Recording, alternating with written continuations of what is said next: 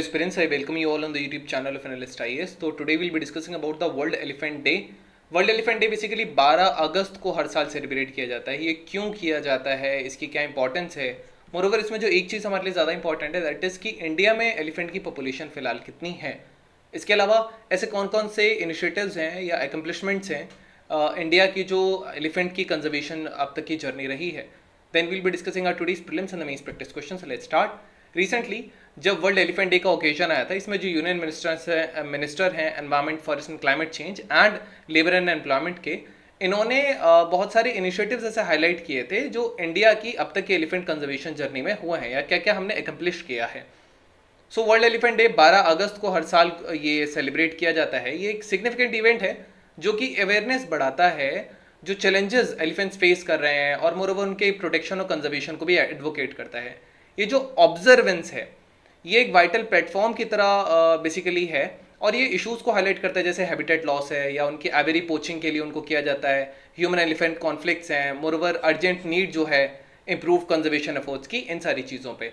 इस ओकेजन का जो एम है ये बेसिकली इंपॉर्टेंस प्रमोट करना है of safeguarding these magnificent creatures future generation के लिए, ताकि हम इन्हें सेव कर पाएँ, इनका वेलफेयर सर्वाइवल हो पाए. And on this day is to appreciate the vital role which these species play in maintaining the ecosystem as they are the keystone species, one of the keystone species. So काफ़ी इनका role होता है ecosystem में. तो moreover organisations को, initiatives को support करना जिनके प्रिजर्वेशन में वर्क करते हैं. And so this is the case. अब इसकी हिस्ट्री के बारे में बात करेंगे तो 12 अगस्त 2012 को पैट्रिका सिम्स एक्चुअली एक कैनेडियन कंजर्वेशनिस्ट हैं जो एलिफेंट रीइंट्रोडक्शन फाउंडेशन है थाईलैंड की, जिसको क्रिएट करने वाली क्वीन सिरिकित हैं. इन्होंने एक साथ मिलकर फाउंड किया था world elephant day on this day. Since then जो पैट्रिका सिम्स हैं वो पैट्रिका सिम्स ने 100 एलिफेंट से ज़्यादा का उन्होंने कंजर्वेशन ऑर्गेनाइजेशंस के साथ वर्क किया. एंड इस दिन 100 से ज़्यादा ऐसी ऑर्गेनाइजेशंस थी जिन्होंने ग्लोबली उस दिन इस इवेंट को रिकॉग्नाइज किया था. तो ये जो एक्स्ट्राऑर्डिनरी एक्सपेंशन दिखता है because all over the globe 100 से ज़्यादा एलिफेंट कंजर्वेशन ऑर्गेनाइजेशंस अगर साथ दे रही हैं, so it shows the collective will of the masses to secure the animals survival. Now what is the importance of this. So ये बहुत इंपॉर्टेंस रखता है बिकॉज एक प्लेटफॉर्म यूनिफाई करता है अलग अलग ग्रुप्स के लिए, ताकि वो अपनी वॉइस कंसर्न्स जो एनिमल कंजर्वेशन के लिए उसको यहाँ इस प्लेटफॉर्म के थ्रू उठा पाएँ.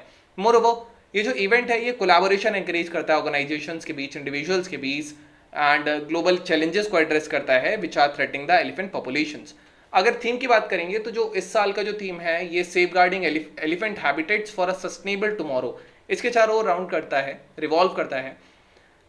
ये जो थीम है ये एम्फेसाइज करता है एलिफेंट्स को प्रोटेक्ट करना है, मोर ओवर एक सिक्योर फ्यूचर देना उनके सर्वाइवल के लिए. अब इंडिया में एलिफेंट की पॉपुलेशन क्या है. सो इंडिया में लगभग 29,964 एलिफेंट्स हैं in total. That is according to the 2017 census.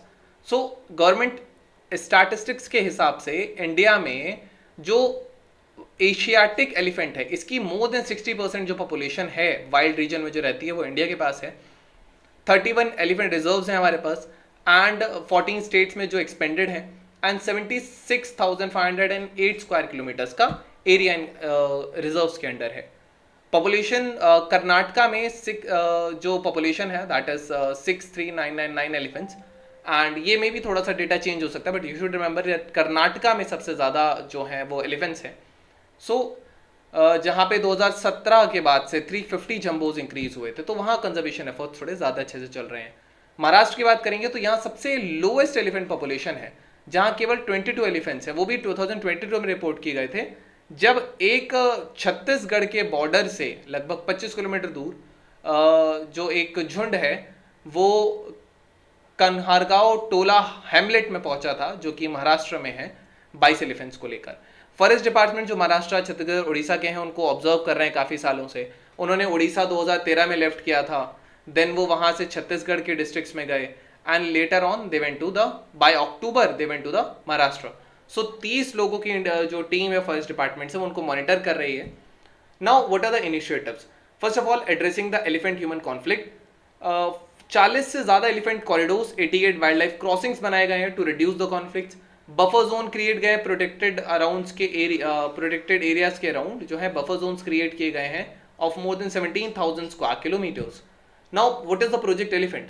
It was launch in 1992 and ये 23 स्टेट्स कवर करता है इंडिया के.